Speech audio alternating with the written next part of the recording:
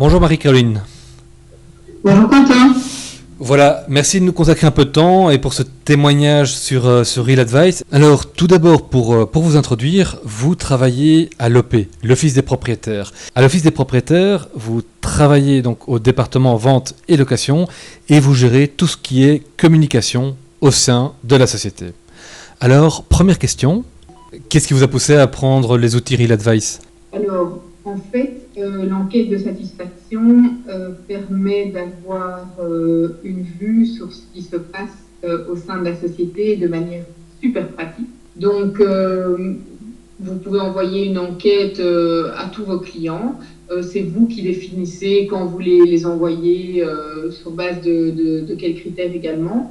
Et donc, les clients répondent soit de manière positive, soit de manière négative, soit de manière positive mais avec quelques recommandations. Et donc ça permet vraiment de cibler où sont les points forts et où sont les points faibles, non pas seulement de la société, mais de chaque collaborateur qui travaille au sein de la société. Et donc ça permet réellement d'améliorer les forces et les faiblesses de chacun, mais aussi de la société, bien sûr. Après déjà une utilisation depuis plus d'un an des outils Real Advice, est-ce que vous considérez que utiliser Real Advice vous fait gagner du temps en entreprise ? Alors, l'outil est super facile à utiliser, cela fait gagner énormément de temps. Donc, chaque fois qu'un client répond à une enquête, nous en sommes avisés. Donc, nous avons la possibilité évidemment de répondre à son commentaire, qu'il soit positif ou négatif, par email, et ça de manière assez rapide et immédiate. Et quoi qu'il en soit, le gestionnaire est également mis en copie, du moins si le client est d'accord, du commentaire, ce qui permet au gestionnaire de contacter le client afin de rétablir parfois un malentendu, de solutionner un problème, d'apporter une réponse rapide. Voilà, donc c'est très très bien fait.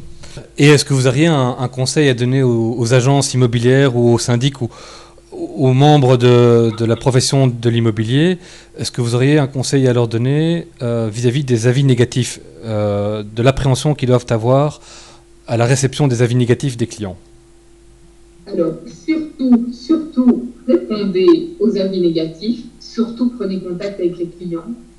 Et on n'imagine pas à quel point un problème peut être solutionné. Il n'y a rien à faire. Les clients, à l'heure actuelle, et je pense que c'est dans toutes les sociétés, peuvent se plaindre d'un manque de communication parce que tout le monde est débordé, il y a beaucoup de travail. Alors parfois, on fait des choses, mais on ne communique pas qu'on a fait ces choses. Et donc, ça peut générer certaines frustrations. Et donc, l'enquête permet de rectifier le tir et laisse la possibilité au gestionnaire de prendre contact avec le client. Et c'est là que je disais que c'est super constructif.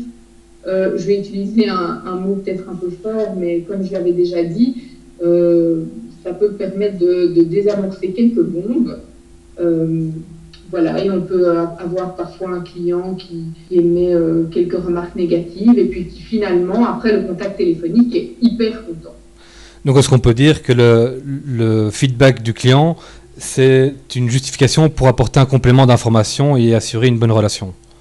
Ah, clairement. Mais je dirais aussi que les remarques positives, et heureusement il y en a beaucoup, sont vraiment très très bonnes pour le moral des gestionnaires.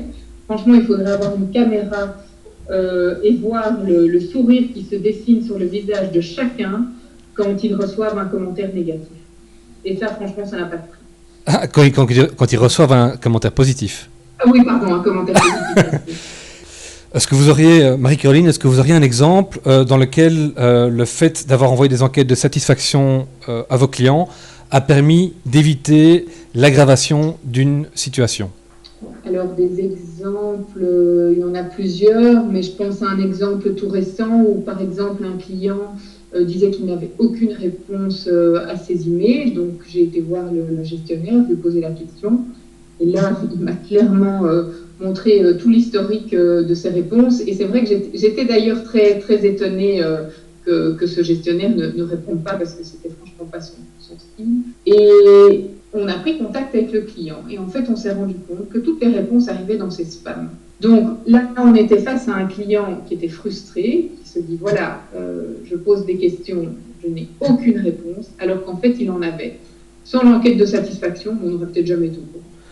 Donc c'est vraiment... Parce que finalement, le client n'avait jamais pris son téléphone pour le signaler. Et il faut savoir que de manière générale, un client insatisfait le stipule à l'entreprise dans 9% des cas. Donc dans 91% des cas, les clients qui sont mécontents ne le disent pas. Ben, très bien. Marie-Corinne, un tout grand merci pour votre temps et votre témoignage. Et un dernier mot pour la fin. Mais moi, je vous remercie également. Franchement, on est ravis d'avoir cet outil à pouvoir utiliser très très facilement. Et puis, je vous remercie également parce que vous êtes tous très faciles d'accès et très sympathiques. Donc, c'est agréable. Voilà, merci. Merci bien.